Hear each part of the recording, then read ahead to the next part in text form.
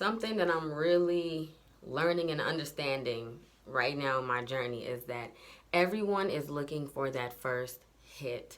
Everyone is looking for that high, that initial high where you felt alive, when you felt like you had a purpose, when you had a dream, when you had a mission, when you felt like life was worth living, when you liked life or loved life a little more than you do now. Everyone is searching for that thrill.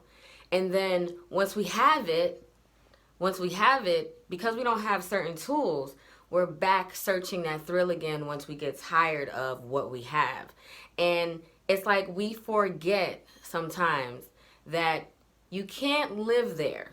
You cannot live on a high in happy land, feeling good and ecstatic and all of those great things, sparked, motivated, and all of that. You can't live there.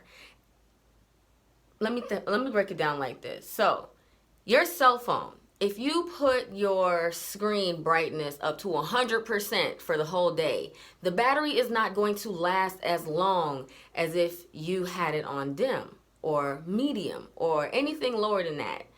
And that's how you work. You're like a battery, like I said in another post. And so if you run on high all the time, you're going to burn out. You're going to burn out faster. So you have to understand that you have to pace yourself. And there's going to be a time when you have to calm down and mellow out.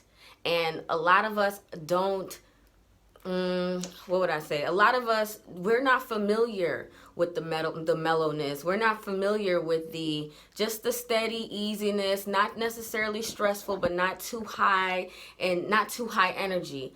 Not a lot of us is used to that place, because that place is where consistency, discipline, and commitment kicks in. Because now you have to choose to want to keep the work going. You have to choose to want to put into action to hopefully your results is you being sparked again by that choice.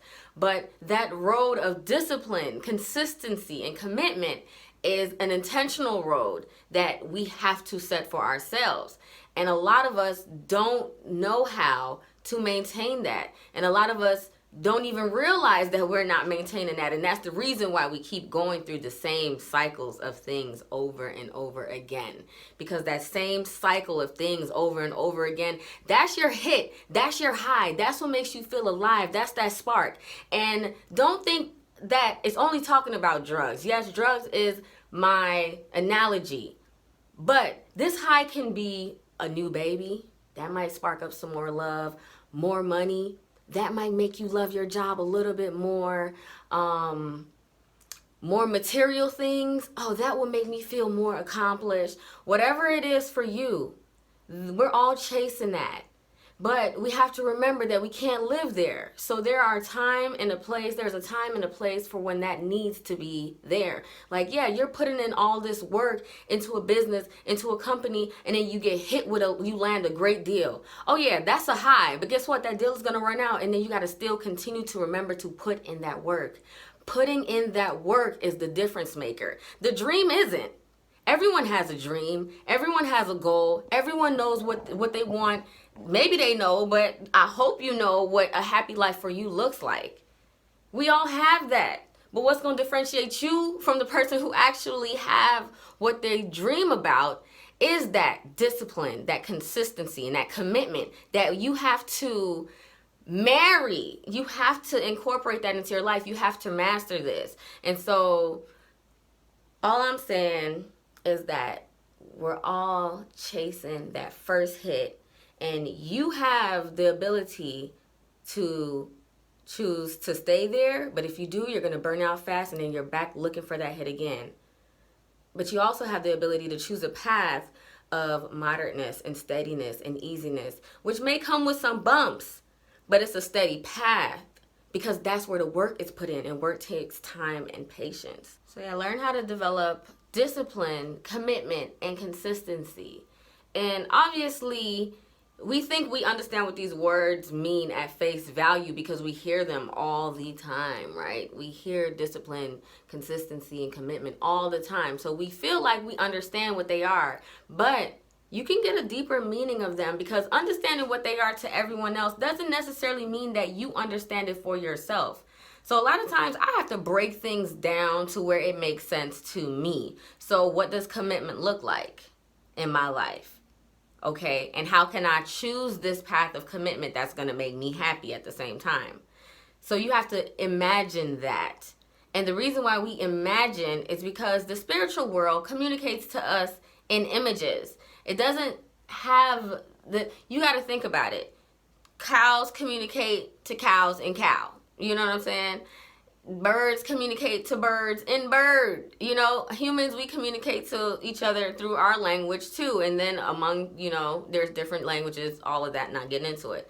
But whenever we're trying to manifest things, bring forth change and all of that into our lives, it's going to take for us to imagine it, because that is the language of the spiritual world. We have words, they don't. So our words actually limit us. So whenever you want to develop consistency, commitment, and discipline, and you want to understand what that really look like, imagine it. What does that look like for me? Because that's how you're sending out the images, communicating to the spiritual world, but you're also going to evoke some feelings. And that's really what you want. You want the feeling. We're chasing life through our feelings. So whatever feeling you're missing, that's what's going to come to you. And whatever feeling you're feeling, that's also what's going to come to you. Because we attract what we are, or we attract compliments. And that also gets challenging because there's dualities. So just saying, just to stay on this path, we have to understand how we want to create change, and that comes through understanding what change actually look like to you, so you're not stuck on this cycle of chasing that first hit.